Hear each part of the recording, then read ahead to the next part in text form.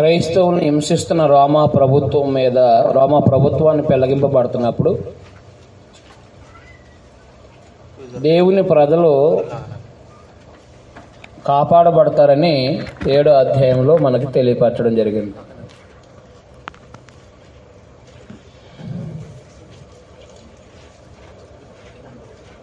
అవి ఈ గ్రంథంలో అనేక చోట్ల మనకు కనిపిస్తూ ఉంటుంది. గొర్రెపిల్ల ఉగ్రతకు తాళజాలిన వాడు ఎవడు అని ప్రశ్న వేశారా? భక్తిహీనులు తాళజాలలేడు, కానీ దేవుని యందు భయభక్తులు లేనట్టు వాళ్ళు తప్పించబడతారన్నమాట. సొదొమ గొమొర్రా పట్టణము నాశనం అవుతున్నప్పుడు భవిష్యత్తు ఎరిగిన దేవుడు ఆ నాశనం చేయబడకముందు దేవదూతలను పంపించి తన ప్రజల్ని కాపాడాడు. భక్తి కలిగిన లోతు కుటుంబాన్ని దేవుడు తప్పించాడు. అలాగే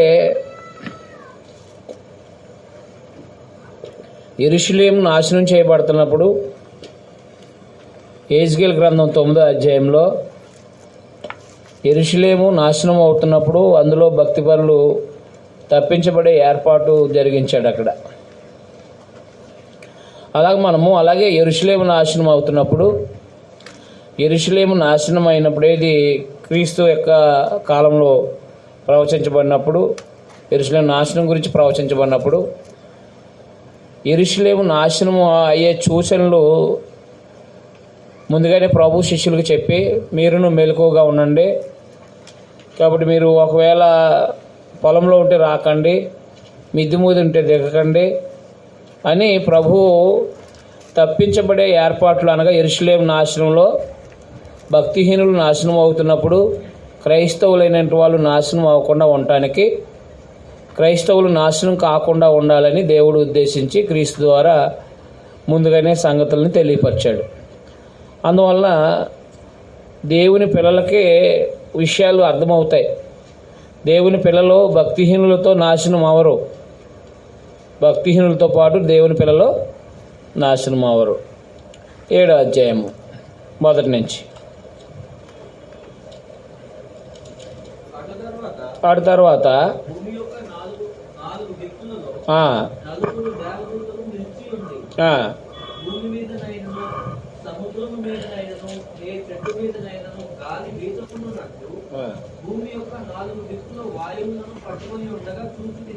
కాబట్టి ఆడు తర్వాత భూమి యొక్క 4 దిక్కుల్లో చూడండి, ఇప్పుడు దాకా 6వ ముద్ర, 3వ ముద్ర, 4వ ముద్ర అంటే 6వ ముద్ర అంటే చెప్పిన తర్వాత మళ్ళీ వెంటనే 7వ ముద్ర చెప్పబడలేదు. అంటే అది కొనసాగింపు అన్నమాట. ఏది? 6వ అధ్యాయం కొనసాగింపే 7వ అధ్యాయము. జాగ్రత్త గుర్తుపెట్టుకోండి, 6వ అధ్యాయం కొనసాగింపే 7వ అధ్యాయం, మర్చిపోకండి. ఆ తర్వాత భూమి యొక్క 4 దిక్కుల్లో 4 దేవదూతలు నిలిచి ఉండి భూమి మీదనైనా సముద్రం మీదనైనా ఏ చెట్ల మీదనైనా గాలి వీచుకున్నట్లు భూమి యొక్క 4 దిక్కుల వాయువులను పట్టుకొని ఉండగా, 4 దిక్కుల వాయువులను పట్టుకుని ఉండగా చూచితిని.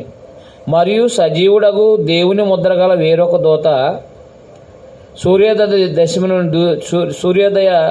దిశ నుండి పైకి వచ్చి చూచితిని. భూమికిని సముద్రమునకును హాని కలగజేయుటకై అధికారం పొందిన 4 దూతలతో. కాబట్టి ఆ 4 దిక్కుల్లో ఉన్న 4 దూతలు ఎవరన్నమాట? ఆ 4 దిక్కులో ఉన్న 4 దూతలు ఎవరు? ఎందుకు పంపించబడ్డారో? రోమా ప్రభుత్వంకి లో ఉన్న భక్తిహీనుల మీదకే అర్థమైందండి. సముద్రం ద్వారా, అలాగే చెట్ల ద్వారా హాని చేయకుండా ఆన్ చేసేయడానికి వచ్చారు వాళ్ళు. ఆ 4 దూతలు కూడా, 4 దేవదూతలు కూడా హాని చేయడానికి వచ్చారంటే 4 పక్కల, అంటే 4 అనేది సృష్టి అంకె, 4 దిశలని 4 సృష్టి అంకె అన్నమాట. అది ఈ 4 అంటే ఎటు నుంచి కూడా భక్తిహీనుడు తప్పించబడకుండా ఉండడానికి చెప్పబడింది అనమాట. 4 పక్కల అని ఉపయోగించబడిన సందర్భం ఏంటంటే, ఎటు పక్క నుంచి భక్తిహీనుడు తప్పించుకోలేడు దేవుని ఉగ్రత నుంచి. అయితే దేవుని పిల్లలు తప్పించబడేంత వరకు కూడా ఆ దేవదూతల్ని మరొక దేవదూత వచ్చేయమన్నాడంటే దేవుని పిల్లలు అనగా క్రైస్తవులు ముద్రించబడే వరకు లేకపోతే తప్పించబడే వరకు ఏ చెట్లకైనా దేనికి హాని చేయొద్దని చెప్పడం జరిగింది. మేము చూడండి అక్కడ అధికారం పొందిన 9 దూతలతో, ఈ దూత మేము ఆ 9 దేవదూతలతో చెప్తున్నాడు, ఈ దూత మేము మా దేవుని దాసులను వారి నొసలయందు ముద్రించే వరకు భూమికైనను సముద్రముకైనను చెట్లకైనను హాని చేయవద్దని బిగ్గరగా చెప్పాను అన్నమాట. అంటే భూమికి చెట్లకి అంటే అర్థమేంటి? దేవుడు ఎలా నాశనం చేస్తాడో నీటి ద్వారా భక్తిహీనులను నాశనం చేస్తాడు. అలాగే అనగా చెట్ల ద్వారా అంటే చెట్లు పడిపోవడం ద్వారా కానీ నాశనం చేస్తాడు. అలాగే భూమి మీద ఉండే భూకంపాల ద్వారా కానీ లేకపోతే అనేక రకాలైన సమస్యల ద్వారా నాశనం చేస్తాడు. అయితే ఈ భక్తిహీనుల మీదకి అనగా రోమా ప్రభుత్వం మీదకి వచ్చే ఉగ్రత రాకముందు మరొక దేవదూత చేయమంటున్నాడంటే మా దేవుని దాసుల్ని ముద్రించే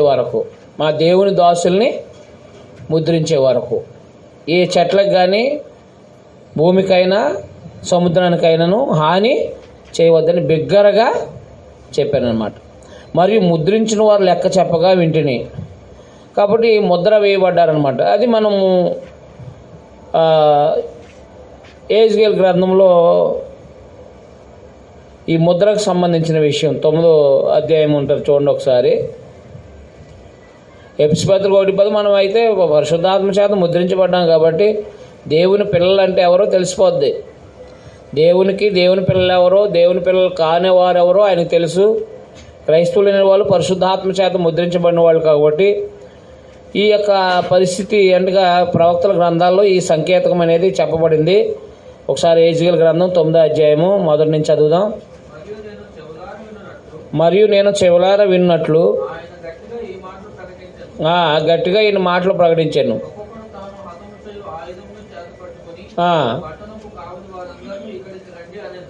కాబట్టి హతం చేయడానికి పట్టణం కావాలి వారందరినీ కూడా పిలిచాడు.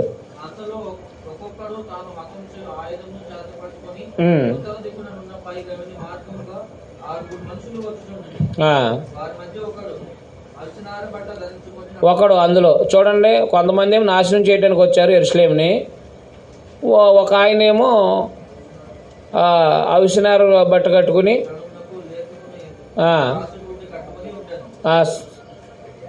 సిరాబుడ్డెట్టుకుని ఉన్నాడు.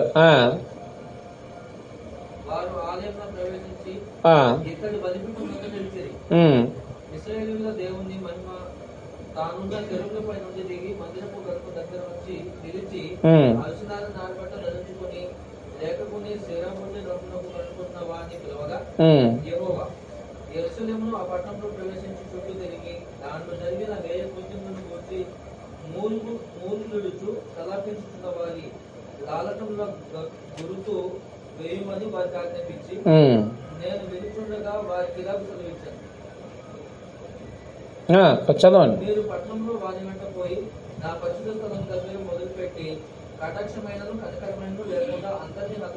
అంటే భక్తిహీనులను అందరినీ నాశనం చేసామన్నాడు దేవుడు. కఠినం పాపం పరిపక్వమైనప్పుడు దేవుడు ఏం చేస్తాడు? ఎవరిని విడిచిపెట్టాడు.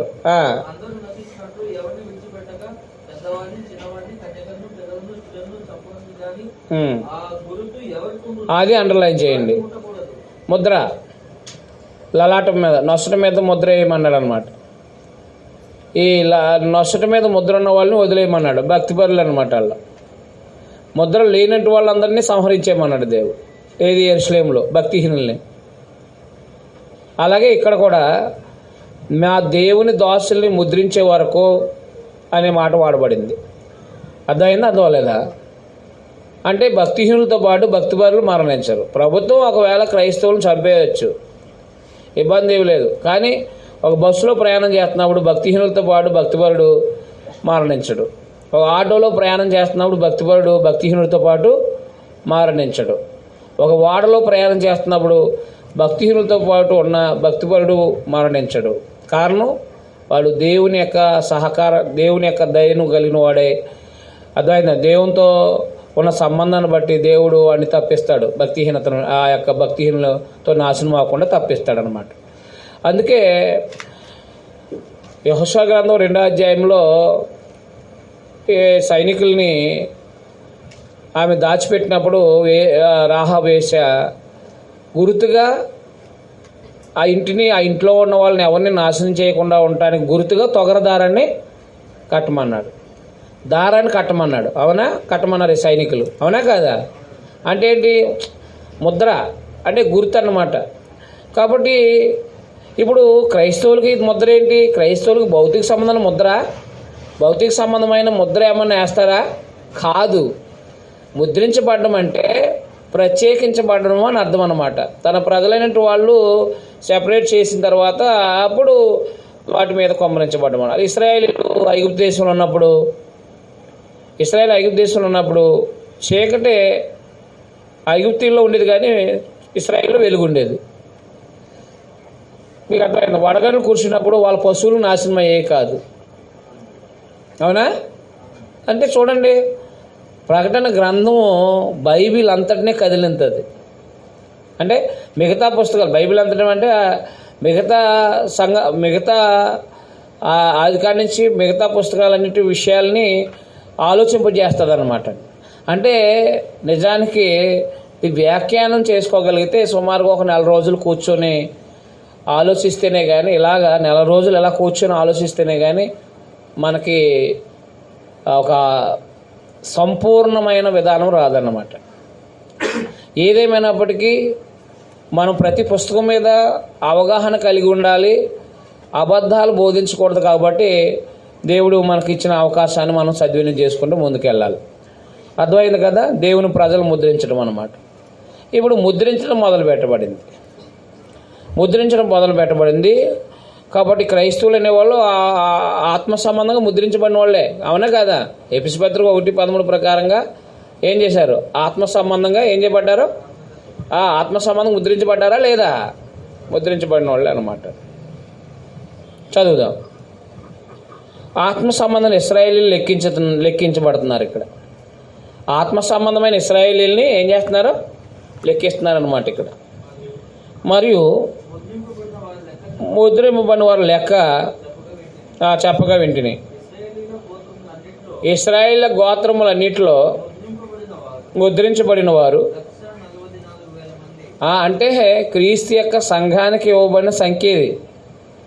144,000 చూడండి 14వ అధ్యాయము. అంటే కానీ 144,000 మందే కాదు అక్కడ ఉంటారు. అక్షరార్థమైన సంఖ్య కాదు ఇది. మీకు అర్థమైందా? అర్థం లేదా? అక్షరార్థమైన సంఖ్య కాదు.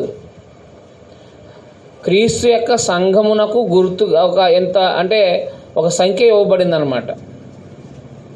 మీకు అర్థమైందా? చూడండి 14వ అధ్యాయంలో 144,000 మంది యేసు ప్రభువుని వెంబడించినట్టు ఉంటుంది అక్కడ. వారు 14వ అధ్యాయం ప్రకటన గ్రంథం.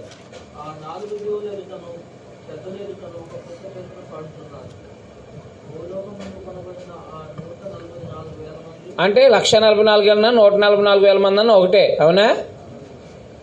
అంటే రోమా ప్రభుత్వంలో ఉన్న క్రీస్తునందున్న వాళ్ళందరినీ 144,000 మందితో సంఖ్యతో చెప్పడం జరిగింది. అంతేగాని 144,000 మంది మాత్రం కాదనమాట. 12 ఏమవుద్ది? 144. అంటే భక్తి రెట్టింపు అయిందనమాట. అంటే క్రైస్తవులు అనేవాళ్ళు చాలా ఎక్కువ మంది ఉన్నారని చెప్పడానికి 144,000 మంది అని వాడాడనమాట. అంతేగాని అక్షరార్థంగా 144,000 మంది కాదు అన్నమాట. ఎందుకంటే ఆనాడు అనేక దేశాల్లో సువార్త వినపడింది, అనేక చోట్ల క్రైస్తవులు ఏర్పడ్డారు. అందుకని మొత్తం సంఖ్య 144,000 మంది మాత్రము కాదనమాట. అక్షరార్థమైన సంఖ్య కాదు. రైట్, చదవండి.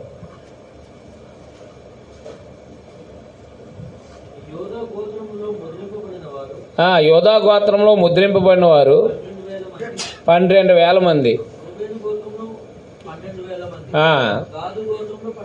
12,000 మంది.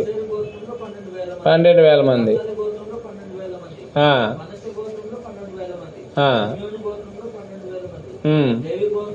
అండర్లైన్ చేయండి.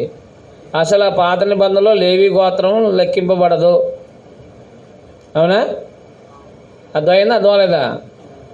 గోత్రాల్లో 13 అసలు గోత్రాలు, కానీ లేవి గోత్రాన్ని తీసేస్తే 12. లేవి గోత్రము లెక్కించబడదు. లేవి గోత్రం దేవుడు ప్రత్యేకించాడు తన పని కోసం. అందువల్ల లేవి గోత్రం లెక్కించబడలేదు. చూడండి సంఖ్యాకాండం 1వ అధ్యాయము.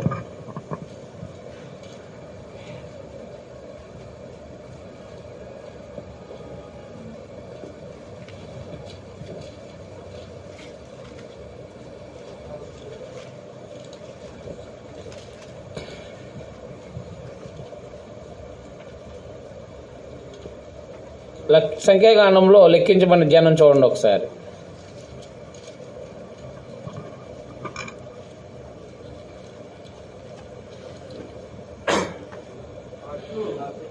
ఒకసారి 45 45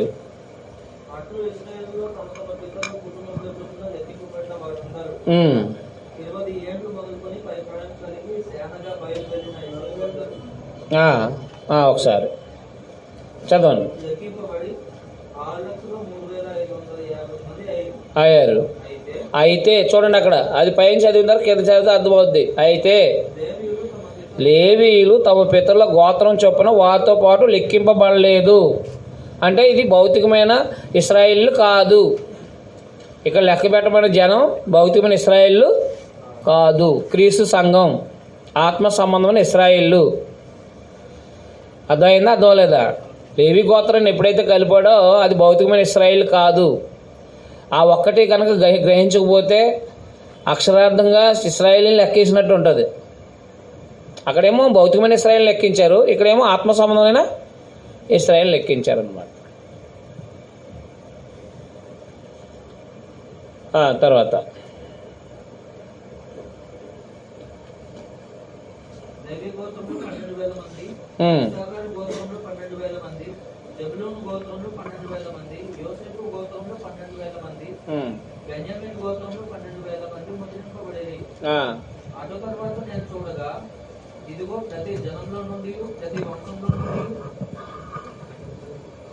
రైట్.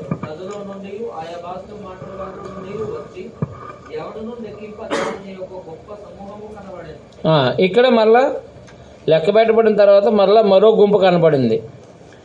జాగ్రత్త పెట్టుకోండి, అక్కడ ముద్రింపబడ్డారు అయిపోయింది. ఆ తర్వాత నేను చూడగా ఇదిగో ప్రతి జనంలోండి, ప్రతి వంశంలోండి, ప్రజల్లోండి, ఆయా భాషల మాట్లాడలో నుండి వచ్చి ఎవడనూ లెక్కింపజేయాలని గొప్ప సమూహం నాకు కనబడింది.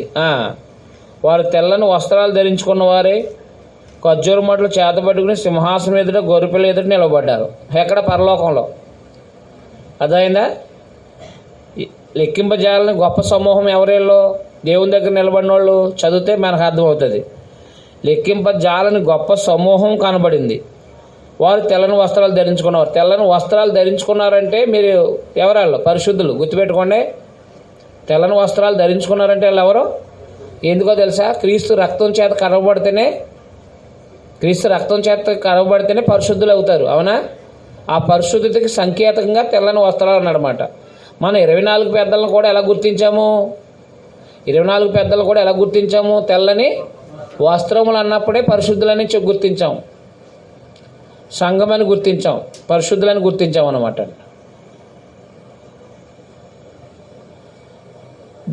దేవుని యొక్క సింహాసనం ఎదుట, గొర్రెపిల్ల యొక్క సింహాసనం ఎదుట వారు నిలబడారంటండి. ఖర్జూరం మాటలు చేత పట్టుకుని, అంటే విజయం సాధించిన ఖర్జూరం చెట్లు పట్టుకొని సింహాసనాన్ని ఎదుట నిలబడ్డారంటండి.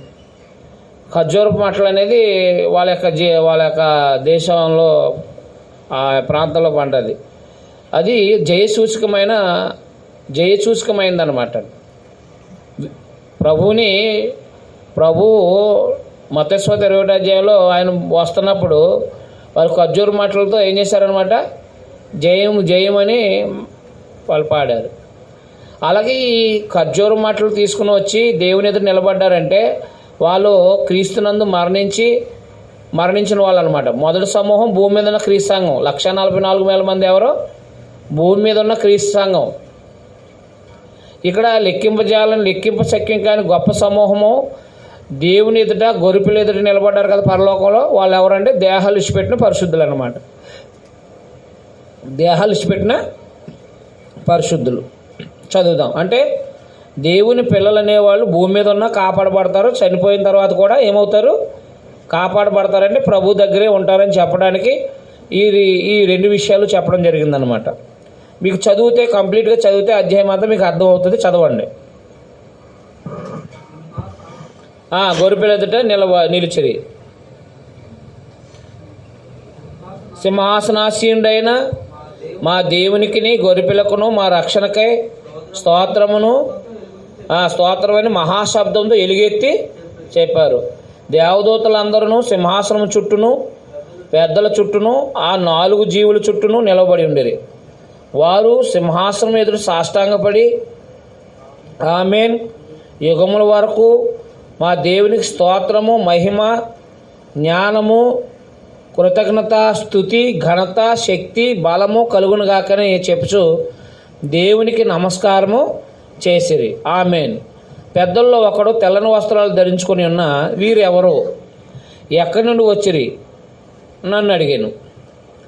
అందుకు నేను అయ్యా నీకే తెలియననగా అతడు ఇలాగ నాతో చెప్పాను, వీరు మహాశ్రమల నుండి వచ్చినవారు. అది అండర్లైన్ చేయండి.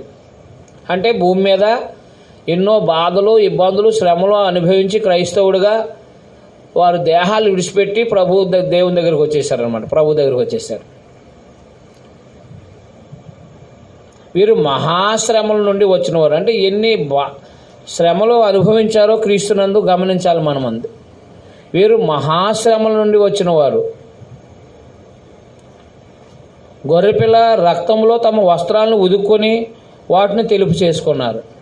తెల్లని వస్త్రాలు ఎలా వచ్చినాయి వాళ్ళకి? క్రీస్తు రక్తము చేత కడగబడ్డారనమాట. ఎఫెసీయులు 1:7 ప్రకారంగా, తీతుపత్రం 3:5-6 వచనాల ప్రకారంగా. అందువలన వారు దేవుని సింహాసనం ఎదుట ఉండి, జాగ్రత్త పెట్టుకోండి, దేహం విడిచిన క్రైస్తవులు సమూహం, మహాశ్రమల నుంచి వచ్చిన సమూహం ఉంది చూసారా. అందువలన వారు దేవుని సింహాసనం ఎదుట ఉండి రాత్రింబగల్లో ఆయన ఆలయంలో ఆయన సేవిస్తున్నారు. సింహాసనాసీనుడైన వాడు తానే తన గుడారము వారి మీద కప్పును. వారికి ఇక మీదట ఆకలైనా దాహమైనా ఉండదు. ఎందుకని? వారు దేహాలు విడిచిపెట్టారు కాబట్టి వారికి ఆకలి దప్పిక ఉండదన్నమాట. ఆకలైనా దప్పిక ఉండదు.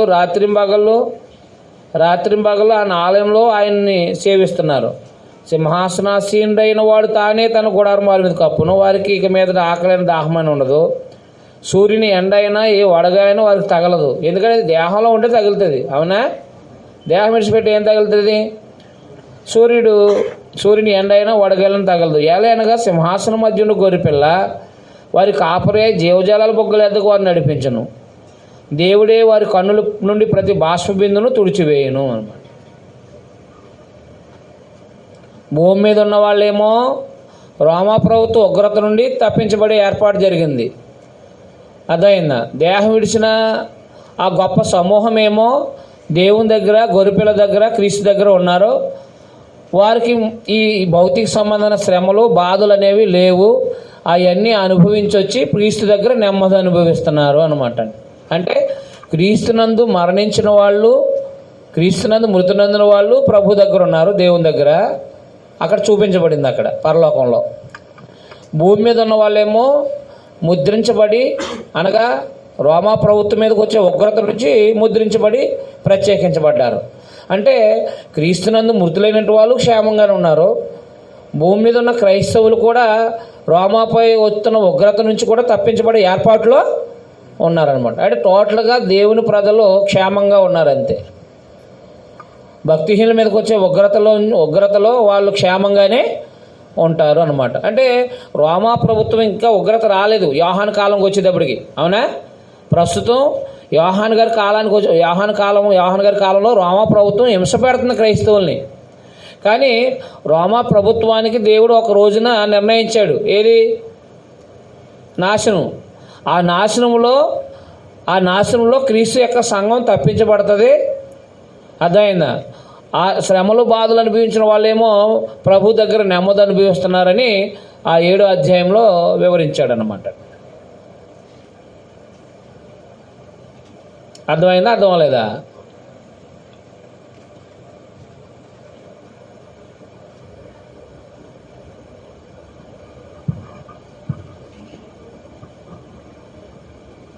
ఏడాధ్యాయునండి.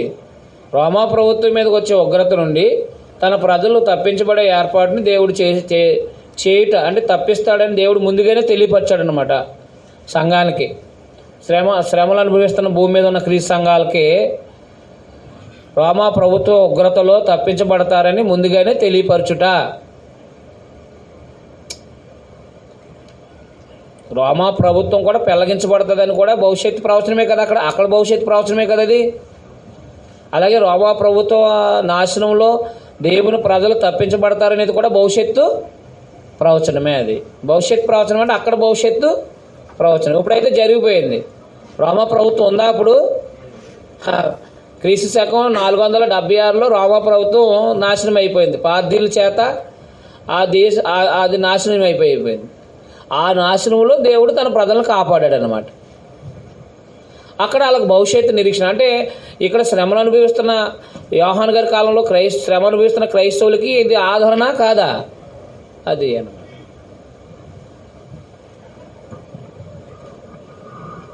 ఏమైనా డౌట్లు ఉన్నాయి 7వ అధ్యాయంలో?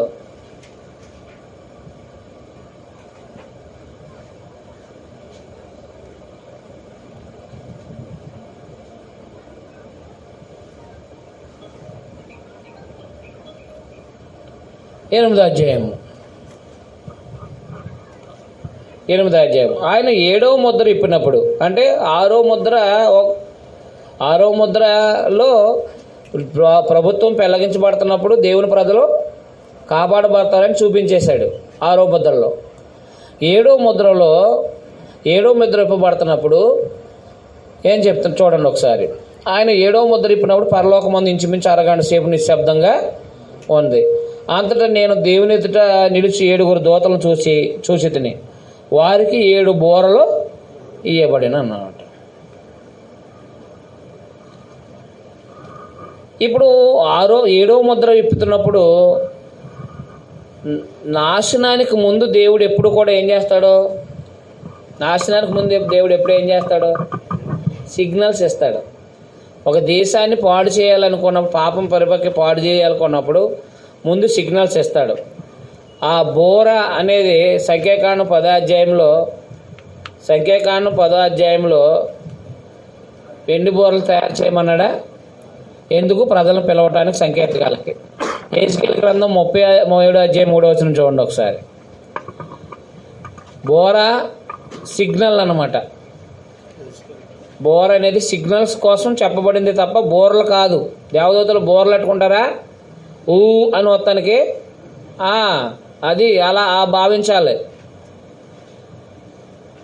హెజ్కేలు గ్రంథం 33వ అధ్యాయం 3వ వచనం చూడండి ఒకసారి. కంగారు ఏం లేదు, జాగ్రత్తగా చూడండి. అర్థమైందా?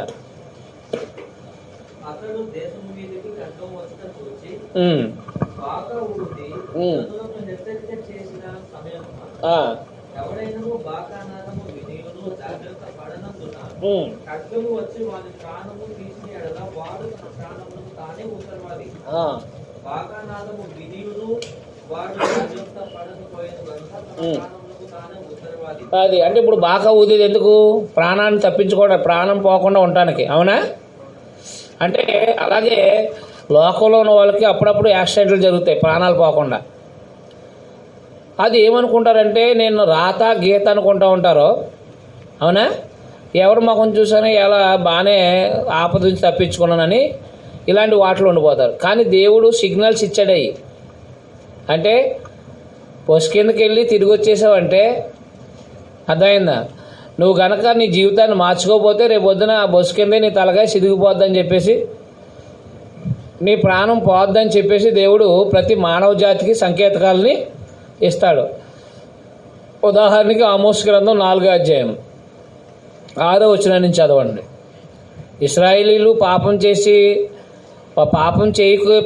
పరిపక్వమైపోయినప్పుడు వాళ్ళదే అశ్షూరు చేత దాన్ని నాశనం చేయడానికి దేవుడు ఆలోచించి ఏమన్నాడంటే ఆమోస్ గ్రంథంలో నువ్వు తప్పకుండా ఇశ్రాయేల్ నాశనం అయిపోతారని చెప్పి ఇశ్రాయేల్ని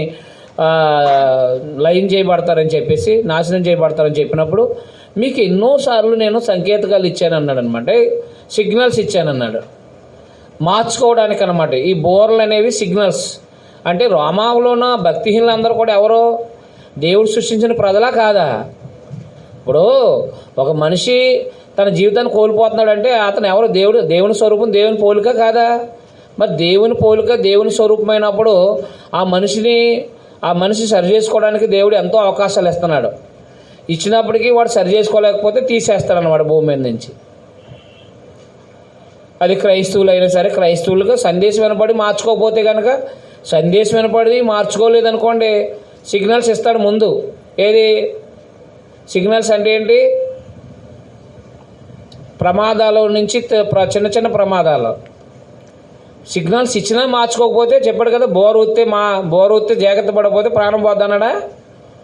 అదనమాట. చదవండి.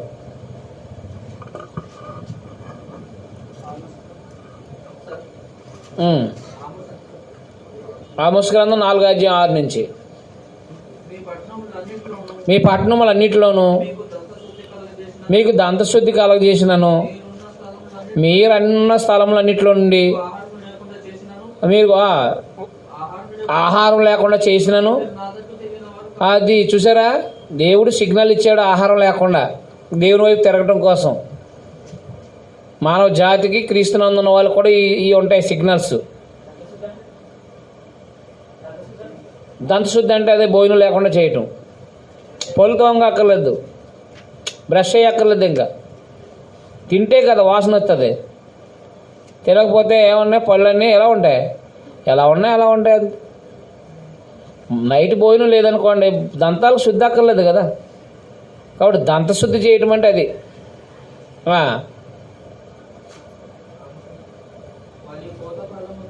మరియు కోతకాలం మందు 3 నెలలు వాన లేకుండా చేశాను. ఒక పట్టణం మీద కురిపించి మరొక పట్టణాన్ని కురిపింపబోతుని, వర్షం లేని చోట ఎండిపోయాను.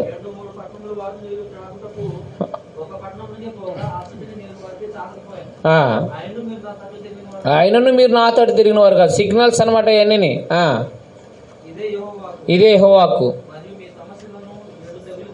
అదే అంటే ఈ వ్యవసాయాలని ఎండు తెగులు చేత సస్యములు కాటుకు చేత పాడు చేశాను. అంటే ఏం చేశాడనమాట? అంటే ఆ వ్యవసాయాల ద్వారా కూడా సిగ్నల్ ఇచ్చాడు, కనీసం దేవుని వైపు తిరుగుతారేమని. అయినప్పటికీ మారలేదంట. గొంగళ పురుగు వచ్చి విస్తారమైన పనులను, ద్రాక్ష తోటలని, అంజూరపు చెట్లని, ఒలివ్ చెట్లను తినివేశాను. ఆయనను మీరు నా తట్టు తిరిగిన వారు. అదా ఇవన్నీ ఏంటి? సిగ్నల్స్, సంకేతకాలు.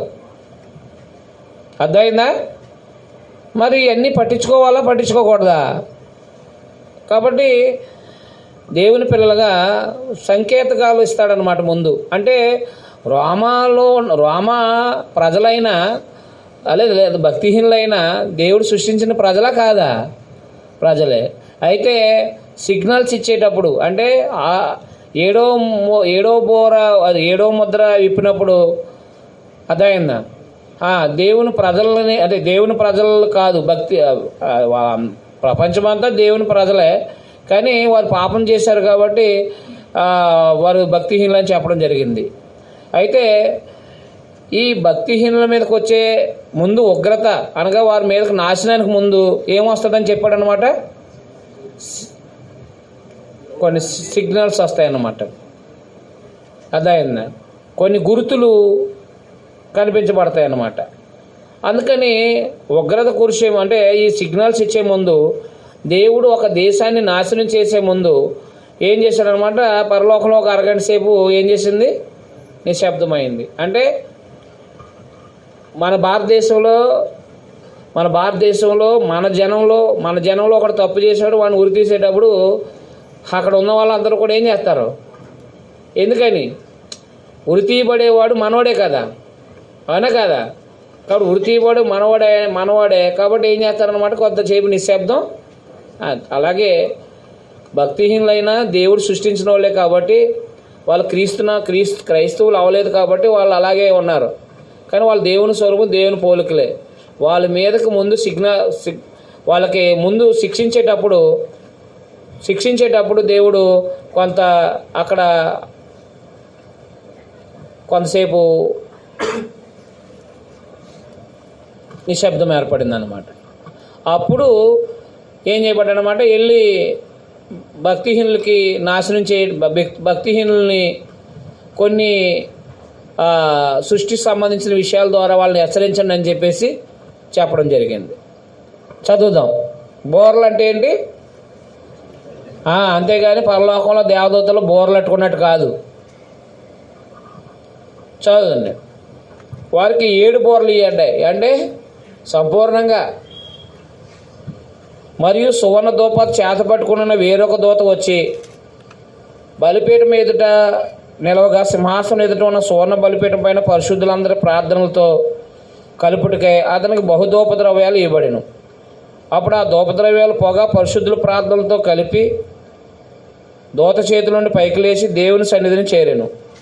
ఆ దూత ధూపాత్రిని తీసుకుని బలిపీఠం పైన నిప్పులతో దాన్ని నింపి భూమి మీద పడవేయగా ఉరుములు, ధ్వనులు, మెరుపులు, భూకంపం కలిగింది. అర్థమైందా? అంటే పరిశుద్ధులు ప్రార్థనలో దేవుని సన్నిధానికి వెళ్ళాయి. అవునా? మనల్ని ఎవరు ఇబ్బంది పెడుతున్నారో వాళ్ళ కోసం ప్రార్థన చేస్తామా చేయమా? దేవుని దగ్గరికి వెళ్ళి, అర్థమైందా? దేవుని దగ్గరికి వెళ్ళి పరిశుద్ధుల ప్రార్థనలో, అర్థమైందా, విజ్ఞాపన చేసే వాళ్ళందరికీ కూడా దేవుని దగ్గరికి వెళ్ళిన తర్వాత దేవుని తీర్పులు భూమి మీద కురిపించబడ్డాయి. ప్రార్థనలు వెళ్ళిన తర్వాత దేవుని తీర్పులు భూమి మీదకి ఏం చేయబడ్డాయి? కురిపించబడ్డాయి. ఆ మెరుపులు, ఉరుములు, భూకంపం కలిగింది అన్నాడు చూసారా? దేవునికి పరిశుద్ధులు ఎప్పుడైతే ప్రార్థన చేశారో భక్తిహీనులపై ఏం కురిపించబడ్డాయి అన్నమాట? దేవుని తీర్పులు కురిపించబడ్డాయి అన్నమాట. దేవుని తీర్పులు కురిపించబడ్డాయి. అందులో ఒక్కొక్క బోర ఊదినప్పుడు ఏమేమి సంభవించిందో, రోమా ప్రభుత్వంలో ఉన్న భక్తిహీనులపై ఏమేమి సంభవించినాయో చెప్పుకుంటూ వస్తూ ఉంటాడనమాట. అంతటా 7 బోర్లు పట్టుకున్న 7 దూతలు ఊదుటకు సిద్ధపడేది. మొదటి దూత బోర ఊదినప్పుడు రక్తముతో మిళితమైన వడగండ్లు, అగ్నియు పుట్టి భూమిపైన పడవేయబడిను. అందువల్ల భూమిలో 3వ భాగం కాలిపోయాను, చెట్లలో 3వ భాగం కాలిపోయాను, పచ్చగడ్డంతయు కాలిపోయాను అనమాట. కాబట్టి దేవుని పిల్లలుగా గమనించాల్సిన విషయం ఏంటంటే, దేవుడు రోమా ప్రభుత్వం మీదకే ఏమి కురిపించాడనమాట? మొట్టమొదటిగా మార్చుకోవడం కోసం వడగండ్లు, రక్తముతో మిళితమైన వడగండ్లు, అగ్ని భూమి మీద వాళ్ళు నివసిస్తున్న ప్రాంతాల మీద కుమ్మరించాడనమాట. కుమ్మరించినప్పుడు ఏం జరిగిందంటే వాళ్ళు మార్చుకోలేదన్నమాట. చూడండి, 3వ భాగం చెట్లు కాలిపోయినాయి, పచ్చగడ్డ అంతా కాలిపోయింది. ఉదాహరణకి నిర్గమాకాండంలో వడగండ్లు ఐగుప్తీయుల మీద కురిపించబడ్డాయా లేదా? అది అంటే వాళ్ళు ఇశ్రాయేల్ విడిపించడానికి ముందుగా దేవుడు సిగ్నల్స్ ఇచ్చాడు అంతే. అర్థమైందా? సిగ్నల్స్ ఇచ్చాడు. ఒకసారి ఏజేల్ గ్రంథం 38:22 చూడండి ఒకసారి.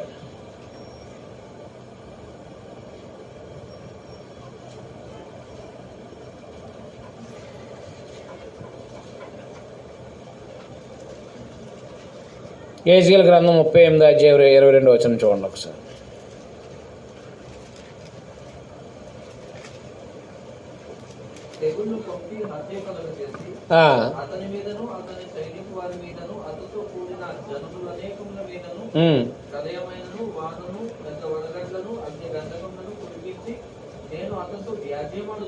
అది దేవుడు, అదైనా దేవుడు ఇశ్రాయేల్ శత్రువు అయిన రాజులతో ఏం చెప్పిస్తానన్నాడు?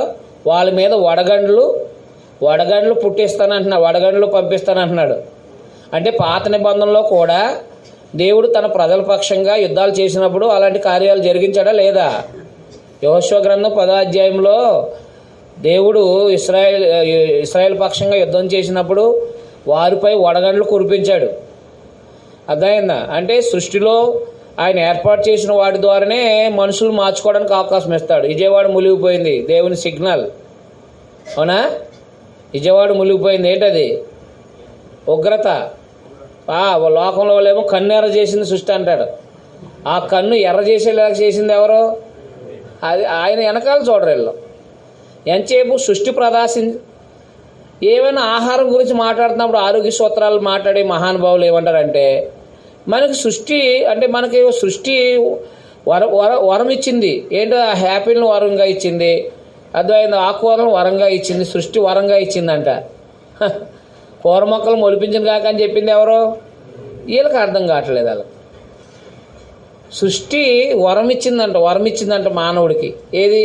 పండ్లు పలహారాలు దేవుడు ఇచ్చాడని చెప్పాలి. దేవుడు భూమి మీద మానవుడికి ఏమిచ్చాడు? ఆకుకూరలు అలాగే పండ్లు ఇవన్నీ ఇచ్చింది ఎవరో? దేవుడు. అవి తింటే మరలా యథావిధిగా మానవ దేహం బాగుపడుద్ది. అవునా? నూడిల్స్, ఫ్రైడ్ రైస్లు, ఏది చికెన్లు, మటన్లు, అర్థమైందా? జంతువులు మొత్తం తినేస్తూ ఉంటే దేహం ఏమైపోద్ది? మాంసాహారం తింటే ఏమైపోద్ది? దేహం పాడైపోద్ది. అవునా? మరి కాయగూరలు, ఆకుకూరలు తినండి, ఫ్రూట్స్ తినండి, దేహం ఎలా ఉంటుంది? ఆదికాండం 1వ అధ్యాయంలాగా ఉంటుంది. ఆదికాండం 1వ అధ్యాయంలోనే కదా ఈ ఆకుకూరలు కాయగూరలు. నేను ఇప్పుడు అక్కడికి వచ్చేసాను. ఆదికాండం 1వ అధ్యాయానికి ఆహారానికి వచ్చేసాను నేను. కాబట్టి కొంచెం మెరుగ్గా ఉందంతే. ఎక్కడ పడితే అక్కడ మాంసాహారాలు అవి తినేస్తే దేహం ఏమైపోద్ది? పాడైపోద్ది. అది చెప్పుకోకుండా మహానుభావులు ఏం చెప్తారంటే, సృష్టి వరం ఇచ్చింది, మనకి ప్రసాదించింది, సృష్టి ప్రసాదించింది అంటూ ఉంటాడు. సృష్టిని సృష్టించిన వాడు ఎవరు? దేవుడు. సృష్టిని సృష్టించిన దేవుడు. అందువల్ల రోమా ప్రభుత్వంలో ఉన్న భక్తిహీనులపై దేవుడు ఏం చేశాడనమాట? వడగండ్లు కురిపించడం ద్వారా సిగ్నల్ ఇచ్చాడు, మార్చుకోండి అని. అవునా? రైట్. తర్వాత 8వ వచనం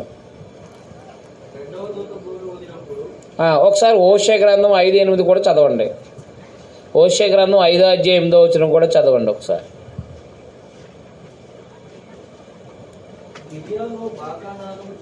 గిబియాలో బాకానాదం చేయండి.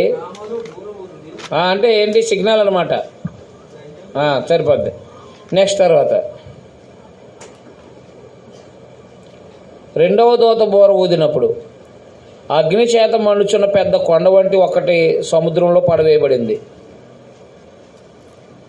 అందువలన సముద్రంలో 3వ భాగం రక్తమాయను. సముద్రంలోని ప్రాణము గల జంతువులు 3వ భాగం చచ్చెను. ఓడల్లో 3వ భాగం నాశనం అయిపోయినాయి. అంటే వ్యాపారాలు ఏమైనాయి అనమాట? సముద్ర ప్రయాణాల ద్వారానే కదా ఇప్పుడు వ్యాపారాలు. అవునా?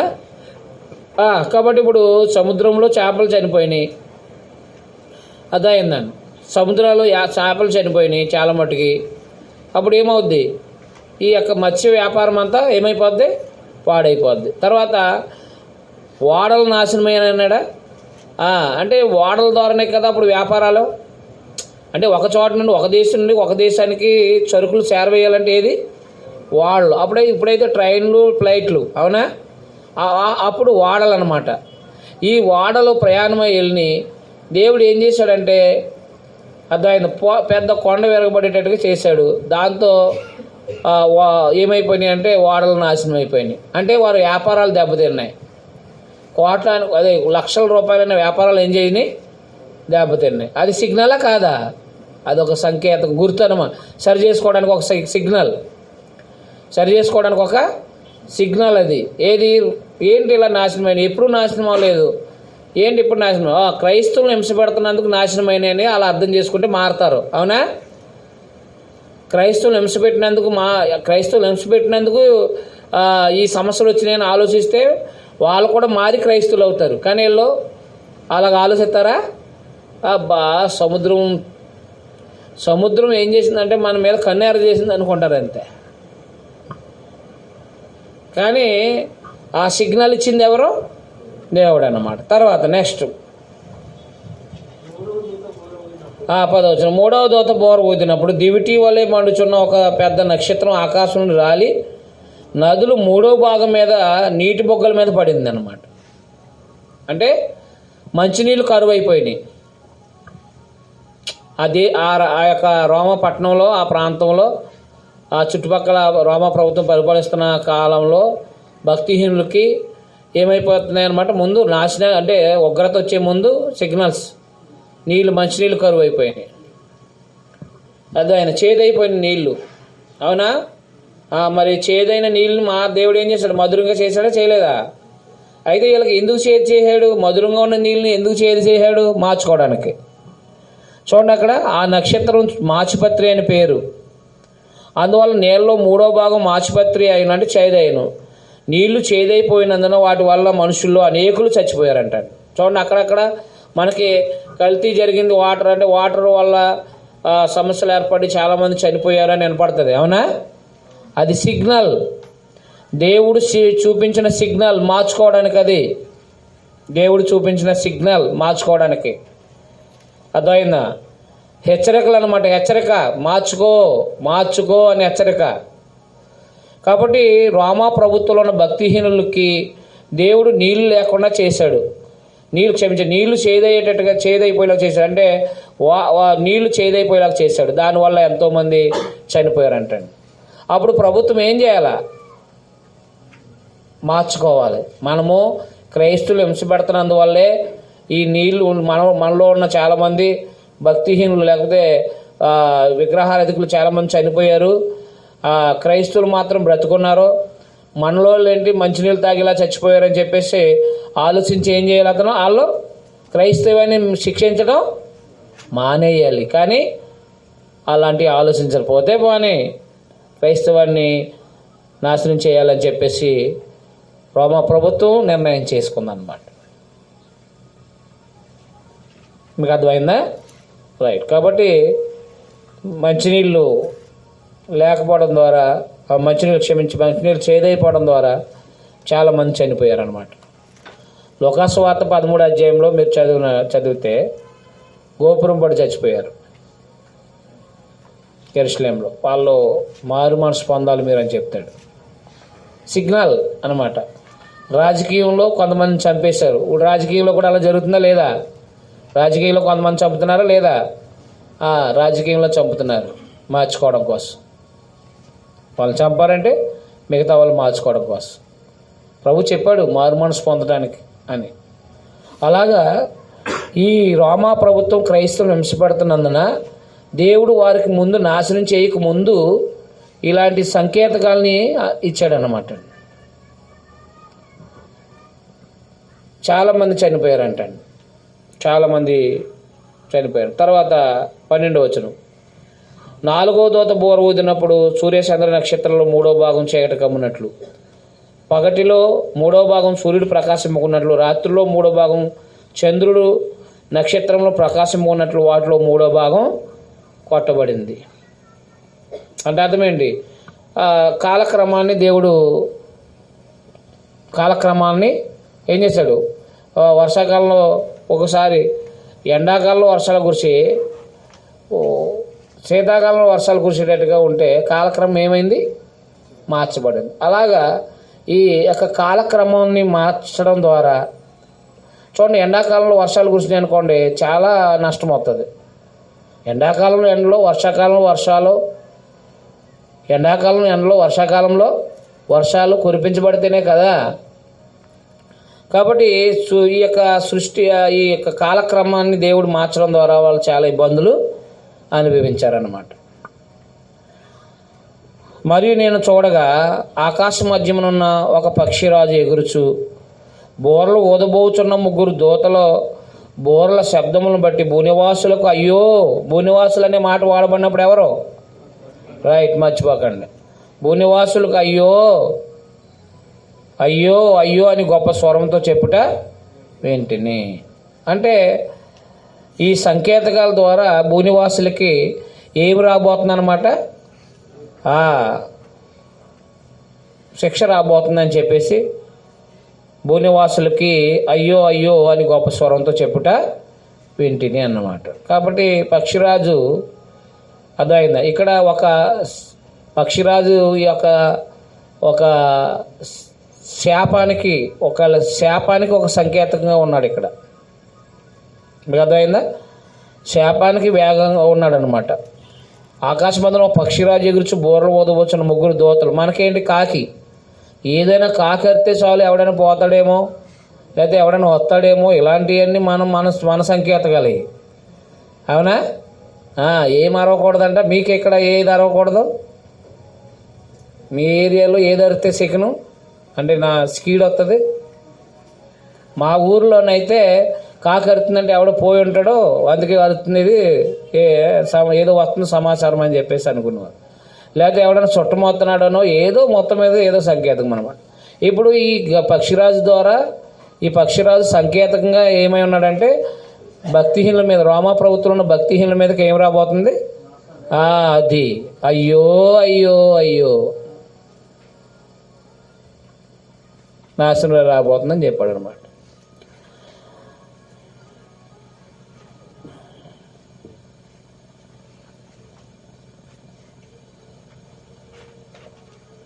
అర్థమైందా? అర్థం అవట్లేదా?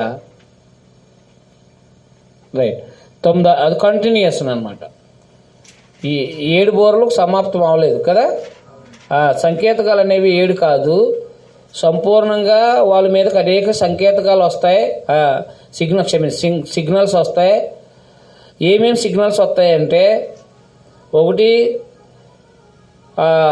భూమి మీద చెట్లు కాలిపోతాయి, పచ్చగడ్డి కాలిపోద్ది, ఆహారం అది ఈ యొక్క వీటికి ఏది జంతువులకి వాళ్ళ పాడి పశువులకి ఆహారం లేకుండా అయిపోద్ది, దానివల్ల సమస్యలు వస్తాయి.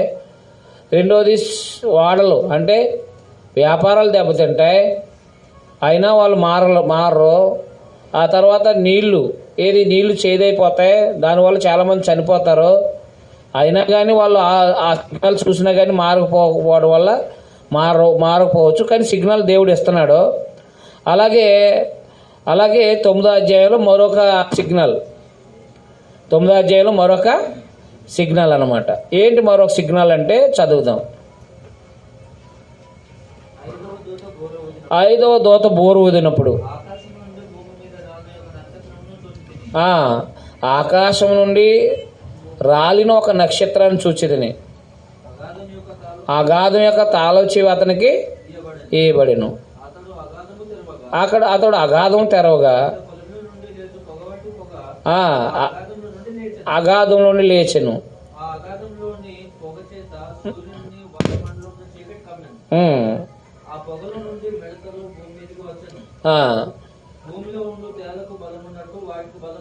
అది కాబట్టి ఆకాశం రాలిన నక్షత్రం అంటే అపవాది పరలోకానికి వెళ్ళి వచ్చేవాడు. అవునా? కాబట్టి అపవాదికి అగాధపు తాళం చేయబడింది, అంటే కింద తాళం చేవి. వాడు ఏం చేశాడంటే వాడు అనేక రకాలైన అబద్ధ బోధనలు పుట్టించాడు. ఈ పొగ మనోనేత్రాలు గుడ్డితనం కలిగించేది. ఏది? 2 కొరింథీయుల 4:4లో మనోనేత్రాలకు గుడ్డితనం కలగటం వల్లే కదా ఈనాడు అనేక ఉన్నారు. అందువల్ల ఈ మిడతలు అనేవి అబద్ధ బోధలకు సంబంధించినవి అన్నమాట. అదేంటి మిడతలంటే అబద్ధ బోధలు అంటున్నారేంటి మీరు? మిడతలే కదా, మిడతలు భూమి పంటను తినేస్తాయి కదా. అవును, అదైందా? యోవేలు గ్రంథంలో మిడతలను దేవుడు పంపించాడు ఇశ్రాయేల్ మీదకి. అవునా? అది అక్కడ వాళ్ళకున్న వ్యవసాయాల్లో వాళ్ళ వ్యవసాయాలను పాడు చేసినాయి. ఇక్కడేమో ఆత్మలు పాడు చేయటానికి అబద్ధ బోధలు అనేవి దేనికి సంబంధించినవి? ఆత్మలు పాడు చేయటానికి. మనకున్న లోకంలో అబద్ధ బోధలు ఏంటంటే, ఆ లోకంలో ఉన్న తత్వ బోధలు ఏంటంటే, ఒకడు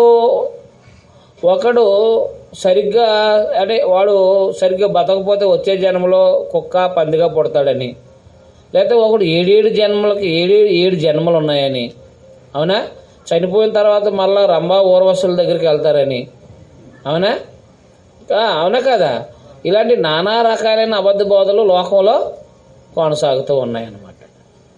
అలాగే ఆ అబద్ధ బోధల వల్ల చాలామంది ఏం చేశారనమాట, అంటే ఏ గోదావరి అయినా సముద్రంలోకి వెళ్తుంది అని చెప్పి ఎవరు నమ్ముకున్నా దేవుడి దగ్గరికి వెళ్తాం, ఈ ఆత్మ పరమాత్మలో కలిసిపోతే చచ్చిపోయాక. అంటే ఎంత దుర్మార్గ పనులు చేసినా కానీ ఆత్మ ఎక్కడికి వెళ్ళిపోద్దంటే ఎంత హాయిగా ఉంటుంది ఆ బోధ. ఏనవునా, ఇష్టం వచ్చినట్టు బతికేసి, అర్థమైందా, పంది పొరినట్టు పొల్లేస్తే, అర్థమైందా, ఎక్కడ శుద్ధి ఉంటుంది? అక్కడ శుద్ధి ఏమైనా కనపడుతుందా బురదలో? అందువల్ల ఇచ్చలవిడిగా బతికేసే వాడికి ఈ బోధలు ఎంత హాయిగా ఉంటాయి. ఎన్ని తప్పుడు పనులైనా చేయి, దేహం మంచిది కాదు, దేహం అలాంటి పనులే చేస్తుంది. ఆత్మ ఎక్కడి నుంచి వచ్చిందో అది శుద్ధి కాబట్టి ఆత్మ ఎక్కడి నుంచి వచ్చిందో అక్కడికి వెళ్ళిపోద్ది. ఇలాంటి బోధల ద్వారా మనుషులు ఏమవుతున్నారు, ఒకరికొకరు ప్రోత్సహించుకుంటున్నారు, బలపరుచుకుంటున్నారు. అవునా, ఒకడు మా ఊళ్ళో కాశీ వెళ్ళి చచ్చిపోయాడంట ఒక అతను. అబ్బా ఎంత మంచి సావు అంటున్నాడు.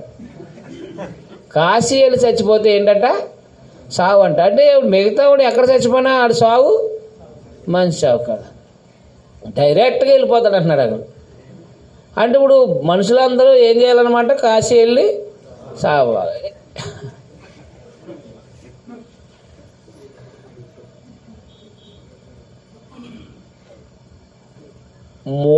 అంటే మూర్ఖ సంబంధమైన ఈ విధానాలు అనమాట, అబద్ధ బోధలు.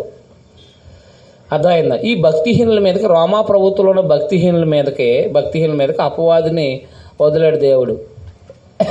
ఇది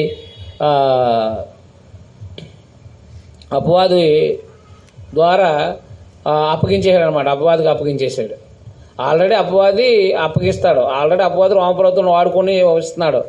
అయితే భవిష్యత్ కాలంలో ఏం చేయబడుతుంది అంటే, ఈ రోమా ప్రభుత్వంలో ఉన్న భక్తిహీనుల మీదకి అబద్ధ బోధల చేత, వాళ్ళ యొక్క అబద్ధ బోధల చేత ఏం చేయబడతారంటే, అబద్ధ బోధల చేత వాళ్ళు ఒకరికొకరు మనస్తాపం చెంది నష్టపోతారని చెప్పేసి చెప్పాడనమాట.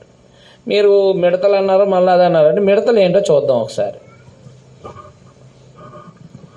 యోవేలు గ్రంథంలో చెప్పబడిన మిడతలు వేరు కదా, అవేమో పంటను తినేసే నిజమైన దేవుడు సృష్టించిన మిడతలు.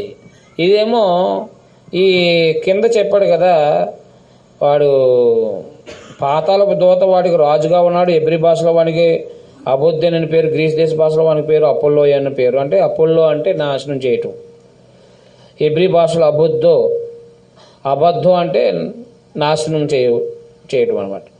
కాబట్టి నీ నాశనం చేసే దూత, క్షమించండి, దేవదూత కాదు, నాశనం చేసేవాడు ఏం చేస్తున్నాడు చూడండి, ఎలాంటి అబద్ధ బోధల చేత వాడిని నాశనం చేస్తున్నాడు. చదువుదాం అక్కడి నుంచి. అగాధంలోని పొగ లేచాను, ఆ అగాధంలోని పొగ సూర్యుని వాయుమానంలో చీకటి కమ్మాను. ఆ పొగలోని మిడతలు భూమి మీదకి వచ్చినాయి. భూమిలోని తేలకు బలం ఉన్నట్టుగా వాటి బలం ఇవ్వబడింది. మరియు నొసల యందు దేవుని ముద్ర లేని మనుషులకే తప్ప, అది అండర్లైన్ చేయండి, ఆ చిన్న భాగమే అండర్లైన్ చేయండి, మీకు అర్థమవుతుంది. మరియు నొసల యందు దేవుని ముద్ర లేని మనుషులకే తప్ప అన్నంత వరకే అండర్లైన్ చేయండి. ఒక భావం అర్థమవుతుంది మీకు. అంటే ఇప్పుడు ఈ మిడతలు ఎవరికి హాని చేస్తాయి? అది దేవుని ప్రజలు కాని వారికి. మరియు నొసల యందు దేవుని ముద్ర లేని మనుషులకే తప్ప, భూమిపైన ఉన్న గడ్డికైనను ఏ మొక్కలకైనాను మరి ఏ వృక్షముకైనాను హాని కలజేయకూడదని వాటికి ఆజ్ఞ ఇవ్వబడెను. ఈ భౌతికమైన మిడతలు అయితే ఈ మొక్కలకి వాటికి హాని చేస్తాయి. ఈ భౌతికమైన మిడతలు కాదు కాబట్టి అవి ఎవరికి హాని చేస్తాయో చెప్పాడు. చూడండి అక్కడ, మరియు వారిని చంపుటకు అధికారం ఇవ్వలేదు, కానీ 5 నెలల వరకు బాధించుకు వాటికి అధికారం ఇవ్వబడిను. అంటే 5 నెలలు అంటే కొంతకాలం అన్నమాట. వాటి వలన కలుగు బాధ తేలు మనుషుని కుట్టినట్టుండు బాధ వలె ఉండును. అంటే మనస్సాక్షి వేదన ఎలా ఉంటుంది? చాలా బాధగా ఉంటుంది. అవునా, రైలు కింద తలకే ఎట్టాలనిపిస్తుంది. అవునా? కొండ మించి దూకేయాలనిపిస్తుంది, తర్వాత పాయిజన్ తీసేసుకోవాలనిపిస్తుంది. అందువల్ల ఈ అబద్ధ బోధలో జీవించే జీవితం ఎంత భయంకరంగా ఉంటుందంటే చాలా భయంకరంగా ఉంటుంది. ఆ దినముల్లో మనుషులు మరణాన్ని వెతుకుదురు, కానీ అది వారికి దొరకదు.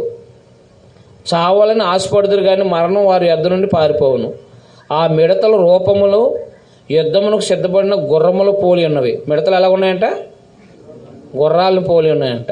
బంగారం వలె మరియు కిరీటములు వంటివి వాటి తలల మీద ఉన్నాయంట. వాటి ముఖములు మనిషి ముఖములు వంటివి. స్త్రీల తల వెంట్రుకలు వంటి వెంట్రుకలు వాటికి ఉండేను. వాటి పండ్లు సింహం కోరల వలె ఉండేను. ఇనుపు మైమరులు లాంటి మైమరులు వాటికి ఉండేను. వాటి రెక్కల ధోని యుద్ధమునకు పరిగెత్తు వాటి విస్తారమైన గుర్రపు రథముల వలె ధోని వలె ఉండేను. తేళ్ల తోకల వంటి తోకలను కొండ్లును వాటికి ఉండేను. 5 నెలల వరకు వాటి తోకల చేత మనుషులకు హాని చేయుటకు వాటికి అధికారము ఉండేను అన్నమాట. అంటే ఈ అబద్ధ బోధల చేత మనస్సాక్షికి మనోవేదన కలిగించారనమాట. దేవుని ప్రజలకు కాకుండా దేవుని ప్రజలు తప్పించి అదైందా మనస్సాక్షి వేదన వల్ల అనేకమైన బాధలు పడ్డారనమాట వీళ్ళు. అందుకని ఈ మిడతలు అనేవి ఏంటంటే అబద్ధ బోధలు అనమాట. అదైందా ఆ అబద్ధ బోధలు ఎవరిని కుట్టిని? భక్తిహీనుల్ని కుట్టిని. అవి చాలా బాధకరమైనవి అనమాట. అలాగే ఈ భక్తిహీనులకి ఎప్పుడైతే ఈ పొగ మనోనేతల గుడితనం కలిగిందో అందులో చేసే పనులన్నీ కూడా అందులో చేసే పనుల వల్ల ఆ యొక్క అబద్ధ బోధలో ఉండే పనులను బట్టి వీళ్ళ మనస్సాక్షి వేదన చెంది పరిస్థితులు ఏర్పడ్డాయి అన్నమాట. అర్థమైందా? మా ఊరిలో ఒక అతను రంగురాళ్ళు అంటే అభివృద్ధి అయిపోద్దామని ఆ స్వామీజీని ఈ స్వామీజీని అర్థమైందా మొత్తం డబ్బులన్నీ తగలేసిన తర్వాత వచ్చాడు. అర్థమైందా? అంటే ఏంటి? తన మనస్సాక్షి అనేకమైన అబద్ధ బోధల వల్ల మనస్సాక్షి ఎంతో వేదన చెందింది. ఎందుకంటే తను అనుకున్న పనులు ఏమి జరగట్లేదు, తనకు క్షేమం లేదు, మనశ్శాంతి లేదు. ఏమండి? స్వామీజీల దగ్గరికి వెళ్తే మనశ్శాంతి వస్తుందా? రాదు. వాడు చెప్పే అబద్ధ బోధల వల్ల మనశ్శాంతి వస్తుందా? రాదు. అలాగా ఈ అబద్ధ బోధలను బట్టి వీళ్ళ మనస్సాక్షులు ఏం చేయబడ్డాయి అన్నమాట? మనస్సాక్షులకి మనస్సాక్షులను కుట్టాయి. అందువల్ల మనోనేతల గుడితనం కలిగించి ఆ పొగ మనోనేతల గుడితనం కలిగింది. ఈ అబద్ధ బోధల వల్ల ఏం జరిగిందంటే వాళ్ళ మనస్సాక్షికి మనోవేదన చెంది ఉన్నాయి. కానీ ఏమీ చేయలేని స్థితి అన్నమాట. ఏమీ చేయలేని స్థితి. చూడండి, అక్కడ మనుషులకు హాని చేయుటగా వాడికి అధికారం ఉండేను. చూసారా? హాని అంటే చంపేవు. అబద్ధ బోధలు ఏం చేయవు? చంపేవు. కానీ మనస్సాక్షి మనోవేదన చెందుతూ ఉంటారు.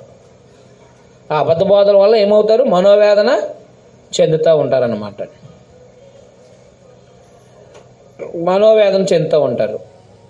పాతాళపు దూత వాటిపైన రాజుగా ఉన్నాడు. అబద్ధ బోధలకి కేంద్రం ఎవడు? అంతే కదా. అబద్ధ బోధలకు కేంద్రం ఎవడు? అంతే కదా, మరి అపవాదే కదా. కాబట్టి పాతాళపు దూత వాటిపైన రాజుగా ఉన్నాడు. హెబ్రీ భాషలో వానికి అబుద్దోని అని పేరు. అంటే అదైందా? అబుద్దోని అంటే వాడు నాశనం చేయవాడు అని అర్థం అనమాట. హెబ్రీలో అబుద్దో, గ్రీసులో అపోల్లో అని పేరు అనమాట. అంటే నాశనము చేయవాడు అని అర్థం, నాశనం చేసేవాడు అనమాట. పాతాళపు దూత ఎవరన్నమాట? అతను నాశనము చేయవాడు అనమాట. కాబట్టి అపవాది వల్ల ఇప్పుడు సౌలు దగ్గరికి దురాత్మ వచ్చింది, అవునా? దేవుని ఆత్మ వెళ్ళిపోయి ఎవరు వచ్చారు? దురాత్మ వచ్చాడు. అప్పుడు చాలా ఇబ్బంది అనుభవించాడు. మీకు చరిత్ర మనం చదివాం, మొదటి సమూయేలు గ్రంథం, అవునా? మనోవేదన అనుభవించాడు అతను. ఆ మనోవేదన బట్టి దావీదును కూడా చంపేయాలనుకున్నాడు, తన అల్లుడినే చంపేయాలనుకున్నాడు. తర్వాత యాజకులను చంపించేశాడు. అంటే తనకు ఎప్పుడైతే దురాత్మ ఆయనకి పనిచేసిందో ఆయనలో అనేక రకాలైన విధానాలను బట్టి తన మనస్సు వేదన చెంది ఏమయ్యాడంటే భక్తి పరులను చంపేయడానికి ఆలోచన చేశాడనమాట. అలాగా ఈ అబద్ధ బోధలు అపవాది బోధలు పుట్టించడం ద్వారా, లేదా అపవాది సంబంధి అబద్ధ బోధలు పుట్టించడం ద్వారా, అపవాది తన యొక్క అనుచరుల వలన అబద్ధ బోధలు పుట్టించడం ద్వారా మనస్సాక్షి మనోవేదన చెందుతూ ఉంటుంది అన్నమాట. మీరు లోకంలో చూడండి, ఎంతో మనోవేదన మాత్రం చేస్తూ ఉంటాడు. అవునా? చాలామంది ఈ లోక సంబంధమైన ఆచార వ్యవహారాలు ఎన్నో చేస్తూ ఉంటారు. అయినప్పటికీ మనం ఇచ్చేస్తున్నాం కానీ మనకు మనశ్శాంతి లేదని చెప్పేసి మనోవేదన చెందుతూ ఉంటాం. మీకు అర్థమైందా? ఇప్పుడు నిమ్మకాయలు ఇవి చూడండి, హాస్పిటల్లో ఉన్నప్పుడు ఇవి ఆ తాళ్ళు ఈ తాళ్ళు కట్టేసినా కానీ బిడ్డలు చనిపోయారు అనుకోండి, ఏం చెందుతారు చెప్పండి? అబద్ధాలు నమ్మారు వాళ్ళు. నిమ్మకాయలు కడితేనో తాళ్ళు కడితేనో బతికిపోతారని చెప్పేసి అబద్ధాలను నమ్మారు. కాబట్టి ఈ అబద్ధాలను బట్టి మనస్సాక్షి మనోవేదన చెందుతూ ఉంటారు. అంటే వీళ్ళకి దేవుడు ఏం చేశాడనమాట, భక్తిహీనులకి అబద్ధ బోధలను బట్టి మనోవేదన కలిగించాడన్నమాట. అప్పటికి మారలే. నెక్స్ట్ 13వ వచనం. మొదటి శ్రమ గతించింది, 2 శ్రమలు వాడి తర్వాత వచ్చునన్నాడు. ఏంటంటే 6వ దూత బోర ఊదినప్పుడు, 6వ సిగ్నల్ అన్నమాట. దేవుని ఎదుటున్న సువర్ణ బలిపీఠం యొక్క కొమ్ముల నుండి ఒక స్వరము యూఫ్రటీస్ అను మహానది యొద్ద బంధింపబడి ఉన్న 4 దూతలు వదిలిపెట్టమని బోర పట్టుకుని ఉన్న ఆ 6వ దూతతో చెప్పిన వెంటనే మనుషులు 3వ భాగమును సంహరింపవాలని అదే సంవత్సరం అదే నెలలో అదే దినమును అదే గంటకు సిద్ధపరచబడి ఉండిన ఆ 4 దూతలు వదిలిపెట్టబడ్రి. గుర్రపు రౌతులు సైన్యము లెక్క 20 కోట్లు. అంటే ఏంటి? చాలా ఎక్కువైన జనం అని అర్థం. అవునా? 20 కోట్లు అంటే ఏంటి? చాలా ఎక్కువైన జనం, లేకపోతే బలమైన జనం అని చెప్పడానికి వాడబడింది అనమాట 20 కోట్లు. మరియు నేను కలిగిన దర్శనమందు ఇలా చూచితిని, ఆ గుర్రములకును వాటి మీద కూర్చున్న వారికి నిప్పు వలె ఎరుపు వర్ణము, నీలవర్ణము, గంధవర్ణము మైమరువులు ఉండేను. ఆ గుర్రముల తలలు సింహపు తలల వంటి, వాటి నోళ్ళలోండి అగ్నిదోమ గంధములు బయలుదేరుచుండెను.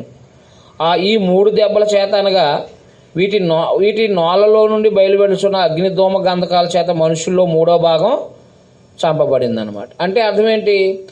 ఇప్పుడు ఈ యొక్క ప్రభుత్వం అంటే రోమా ప్రభుత్వంలో భక్తిహీనులు మరో దేశానికి యూఫ్రటీస్ నది ఏమైందనమాట, దారి తీయబడింది అనమాట.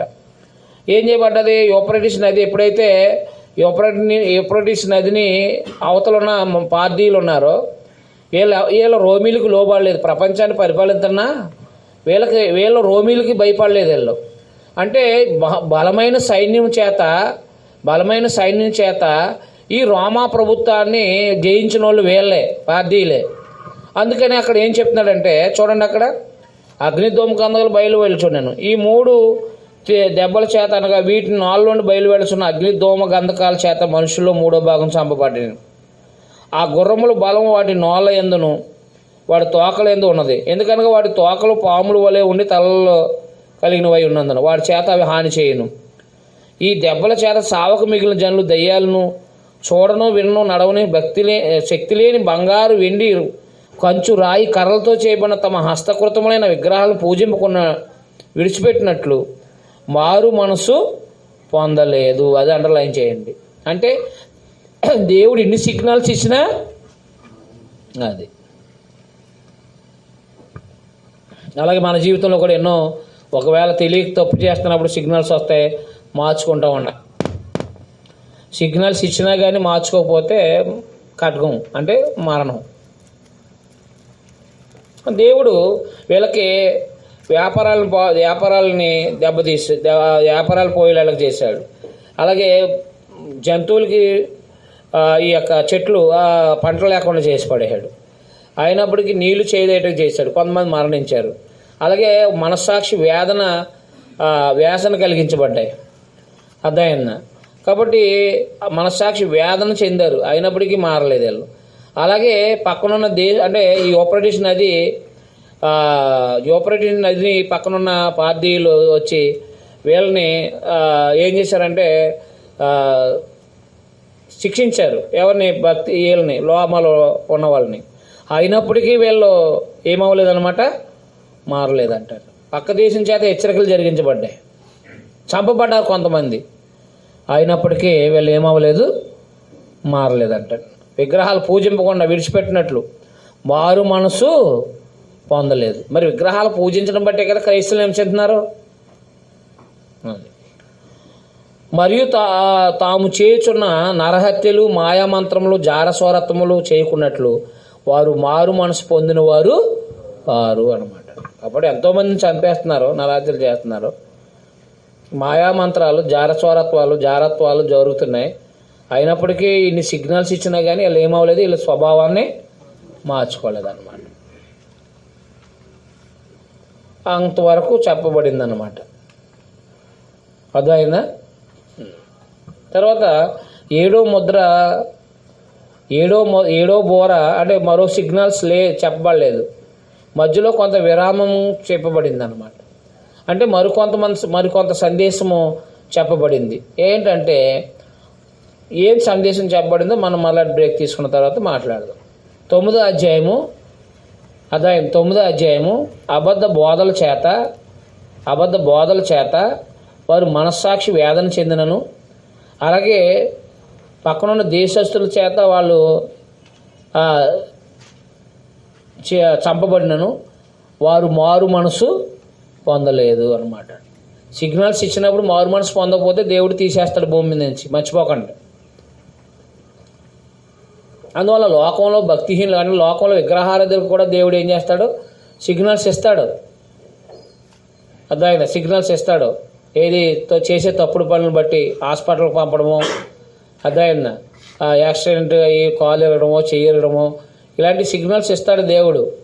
ఇచ్చినప్పుడు తన స్వభావం మార్చుకోవాలి, తన ప్రవర్తన, తన అపవిత్రమైన ప్రవర్తన వదులుకోలేకపోతే ఏదో విధంగా తన జీవితం ముగించబడుతుంది అంతే. అది లోకంలో వాళ్ళకి తెలిస్తే బాగుంటుంది, కానీ వాళ్ళకి అర్థం అవ్వదు. చెప్పినా కానీ వాళ్ళకి ఏం అర్థం కాదు. అందువల్ల 7వ అధ్యాయంలో దేవుని ప్రజలు రోమా ప్రభుత్వం మీదకి ఉగ్రత వచ్చినప్పుడు దేవుని ప్రజలు కాపాడబడతారో అదైనా, దేహం విడిచిన ప్రజలేమో ప్రభు దగ్గర ఉన్నారు, పరదేశంలో కంగారు పడక్కర్లేదని చెప్పేసి ప్రభు దగ్గర ఉన్నారని చూపించాడు.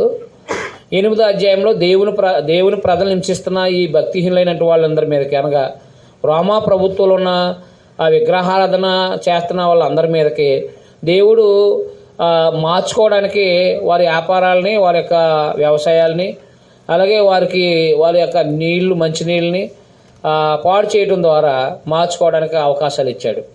అలాగే అబద్ధ బోధల ద్వారా వాళ్ళు మార్చుకోవడానికి అవకాశం ఇచ్చాడు. అబద్ధ బోధల వల్ల మనస్సాక్షి వేదన చెందినప్పుడు వాళ్ళు మార్చుకోవడానికి అవకాశం ఇచ్చాడు. అలాగే తమ యూఫ్రటీస్ నది పక్కన ఉన్న పార్దీల ద్వారా వీళ్ళని కొంతమందిని చంపించాడు. అయినప్పటికీ వాళ్ళు మారు మనసు పొందలేదంట. మారు మనసు పొందకపోతే ఆయనను నా తట్టు తిరిగిన వారు కారన్నాడు ఆమోస్ గ్రంథంలో. నా తట్టు తిరగలేదు కాబట్టి మీరు అసూరు చేత నాశనం అయిపోతారన్నాడు అంతే దేవుడు. మారు మనసు పొందలేదు కాబట్టి అర్థమైందా. అప్పుడు యెరూషలేమును కూడా యేసుప్రభువు ఏమన్నారు, ఎన్నోసార్లు అవకాశాలు ఇవ్వబడ్డాయి కానీ మీరు మారు మనసు పొందలేదు కాబట్టి ఇప్పుడైనా మనసుతో అవకాశం ఉంది కానీ మీరు పొందనలరు, మీ ఇల్లు మీకు ఇవ్వబడింది, మీ యెరూషలేము నాశనం చేయబడుతుందని ప్రభువారు మాట్లాడారు. అంటే మారు మనసు పొందకపోతే నాశనమే గతి.